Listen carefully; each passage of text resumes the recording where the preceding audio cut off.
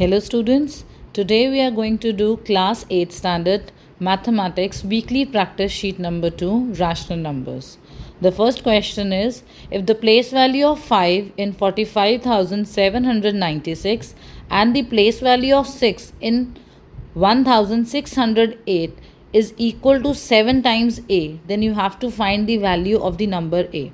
बेटा इसमें पहले आपने ये वाली प्लेस वैल्यू निकालनी है. अब आप देखो इसमें जो 5 है वो कौन सी प्लेस पे है, थाउजेंड्स प्लेस पे. सो इसकी प्लेस वैल्यू को आंसर आ गया 5000. एंड देन 6 जो है सेकंड नंबर में कौन सी प्लेस पे है, हंड्रेड्स पे. तो इसकी प्लेस वैल्यू को आंसर आ गया आपके पास 600. आप इन दोनों को ऐड करोगे, सो 5000 और 600 को ऐड करने पे you get 5600. That is equal to 7 times a. अब आपकी ये सिंपल इक्वेशन बन गई. 7 यहाँ पे ए के साथ मल्टीप्लाई हो रहा है, वहाँ पे जाके डिवाइड हो जाएगा on the left hand side. So 5600 को जब आप 7 से डिवाइड करोगे you get the answer as 800. So you get the answer of A as 800. So your correct answer is option 4, 800. Moving on to question number 2. The number of sheets available for making notebooks is 15,000.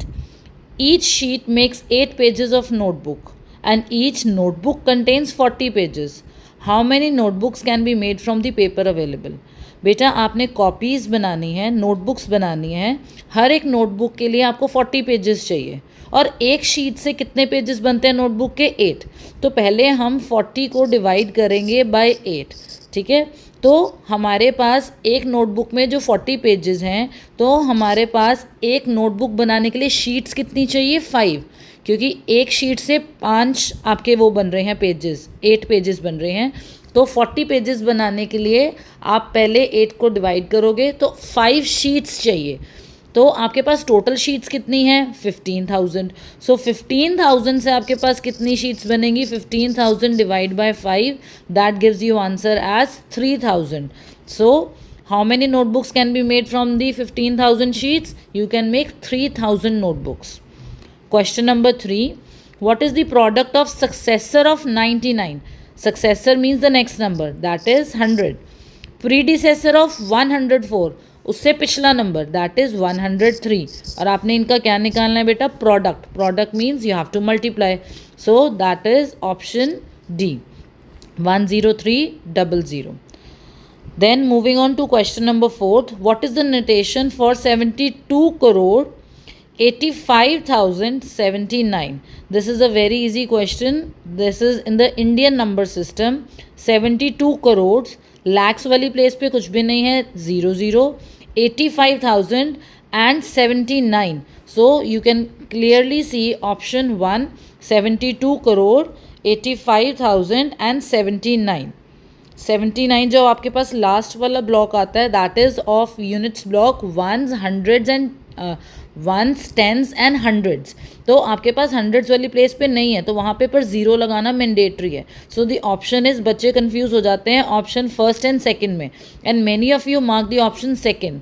Last में जो Indian number system है उसमें हमारे पास 3 numbers होने चाहिए. ठीक है, so it will be 079, not 79. Moving on to question number 5. This is again related to Indian number system and international number system. I'll make you revise. जब हम बेटा इंटरनेशनल नंबर सिस्टम करते हैं तो उसमें हमारे पास पहले जो यूनिट्स ब्लॉक होता है उसमें होता है ones, tens, hundreds and then thousands, then 10,000s, then 100,000s. I am talking about the international system. And then होता है मिलियन, 10 मिलियन एंड 100 मिलियंस.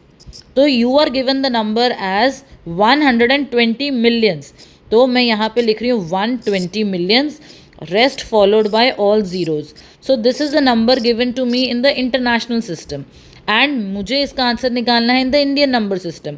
इसी के नीचे मैं अगर इंडियन नंबर सिस्टम लिखूँ तो जो फर्स्ट ब्लॉक होता है that remains the same, the units block, ones, tens and hundreds.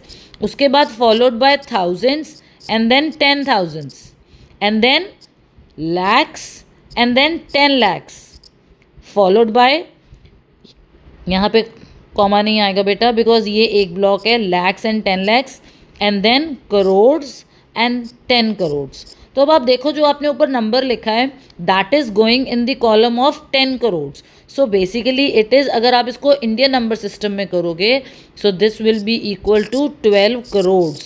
ठीक है, क्योंकि ये जो आपका 12 आ रहा है ये करोड़ वाले कॉलम के लिए आ रहा है, बॉक्स के लिए आ रहा है.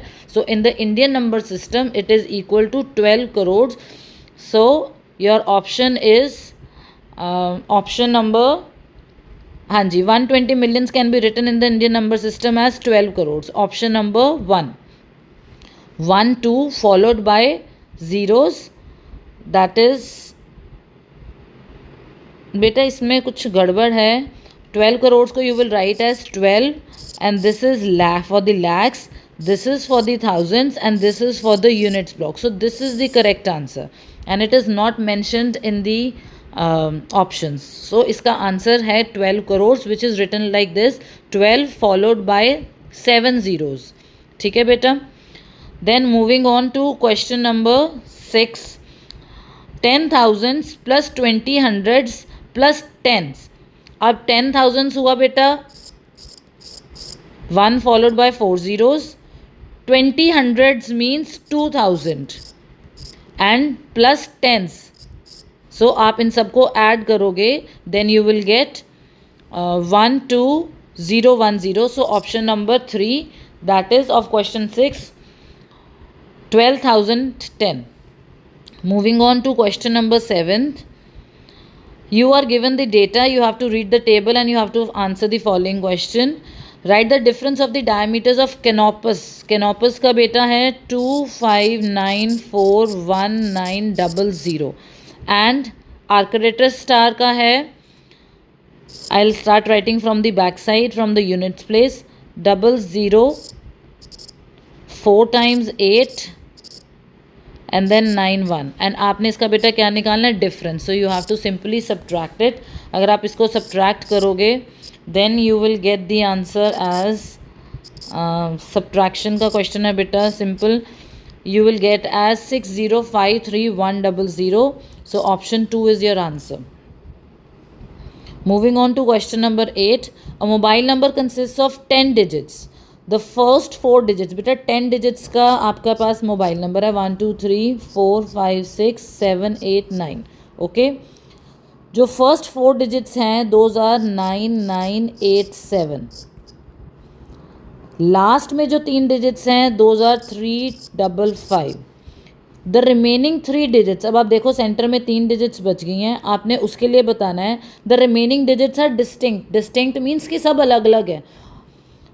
You have to make the mobile number the greatest possible number. अब आप देखो ये 999 ये तो ऑल सेम है, तो ये तो ऑप्शन हो ही नहीं सकता, ये भी नहीं हो सकता क्योंकि इसमें सेम है.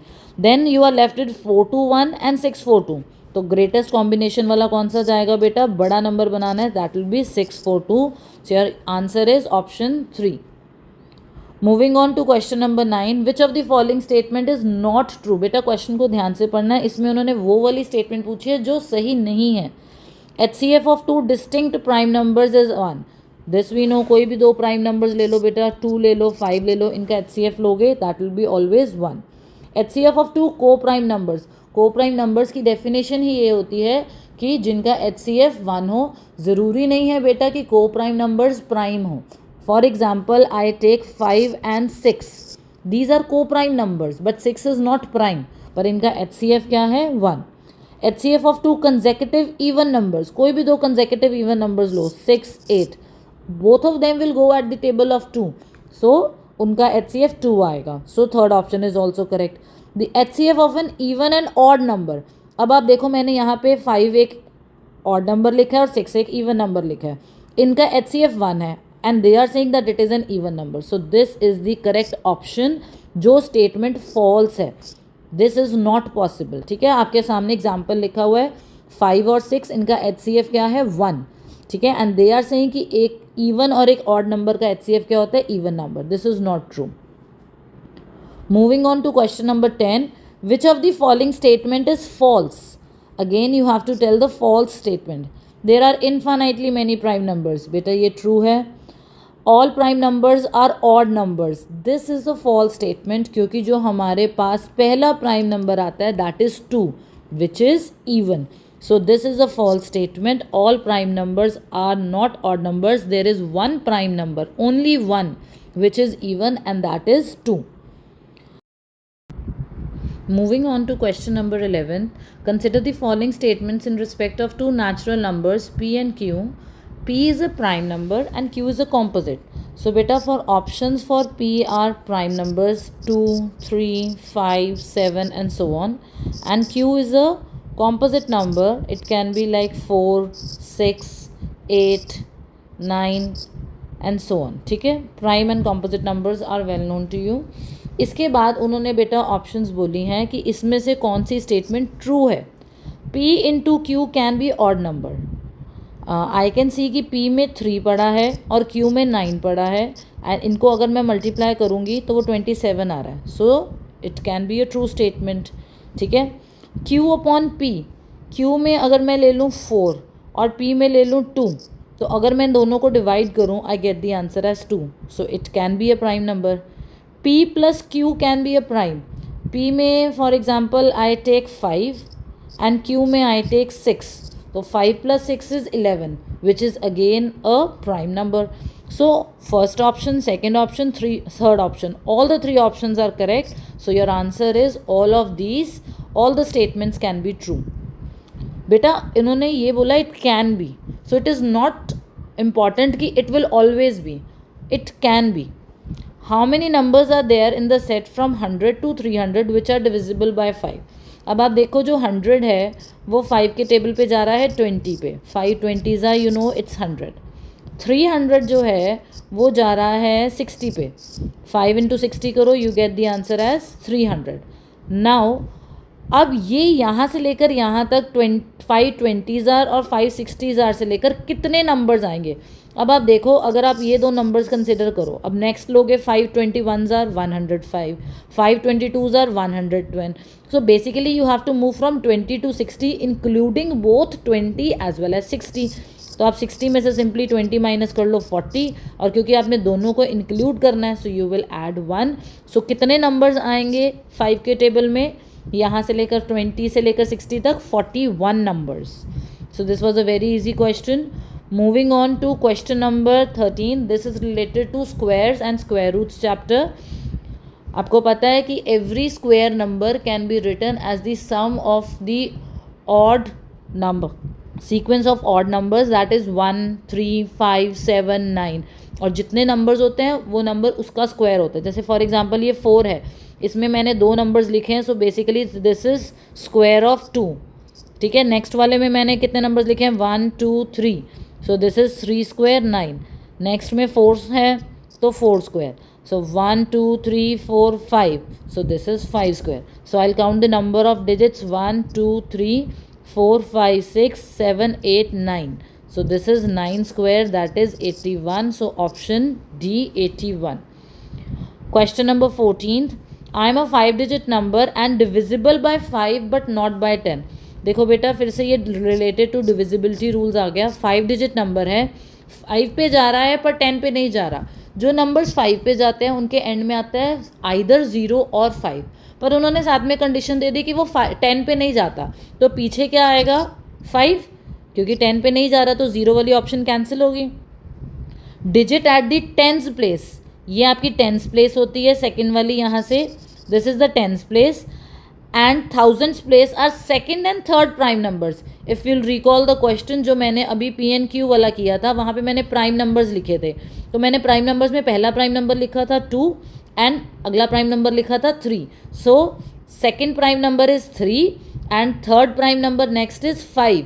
सो सेकेंड प्राइम नंबर मुझे कौन सी प्लेस पे फिल करना है, 10th प्लेस पे मुझे भरना है सेकेंड प्राइम नंबर. और 1000th place, this is the 1000th place, इस पे मुझे भरना है third prime number, that is 5. तो वैसे बेटा मुझे यहीं से आंसर क्लियर हो गया, क्योंकि मेरे लास्ट 2 डिजिट्स 35 आ रही हैं. तो ऑप्शन 3 में लास्ट 2 डिजिट्स 35 हैं. But we will still complete the question. The digit at the 100th place is an even prime number.